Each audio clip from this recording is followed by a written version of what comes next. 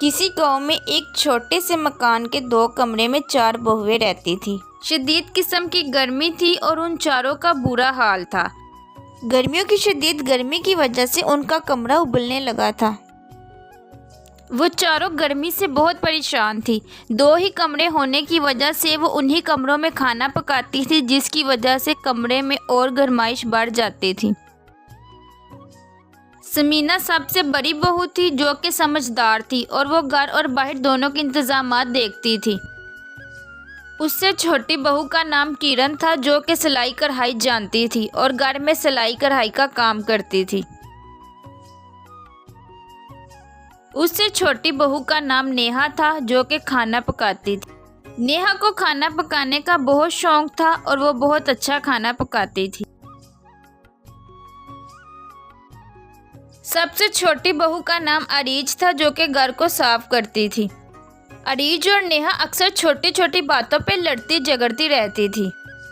تپتے ہوئے یہ گرمی کے دن تھے۔ اس گرمی کی وجہ سے انسان تو کیا، جانور اور چرند پرند بھی بے حال تھے۔ ایک دن چاروں بہویں ایک ساتھ بیٹھی تھی۔ اریج بولی، استغفر اللہ، یہ اتنی قہر کی گرمی پڑ رہی ہے اور میں سوچ رہی ہوں کہ ہم اس گرمی میں ان کمروں میں کیسے رہیں گے۔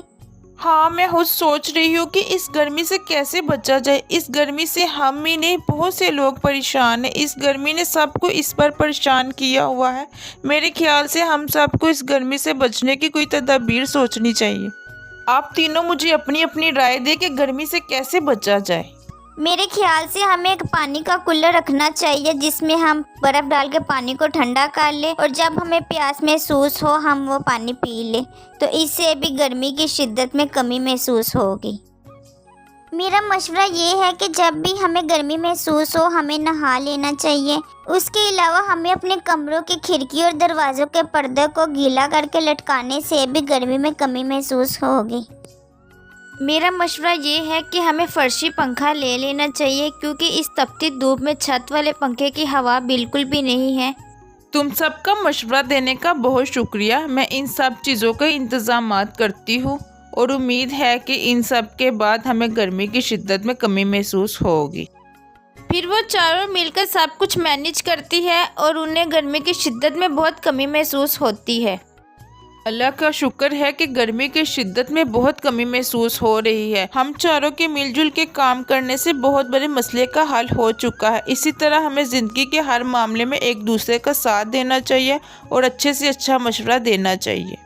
انہیں اس بات کا احساس ہوتا ہے کوشش اور لگن سے مشکل کام کو بھی آسان بنایا جا سکتا ہے۔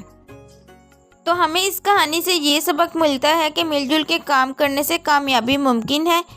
کوشش اور لگن سے مشکل کام کو بھی آسان کیا جا سکتا ہے۔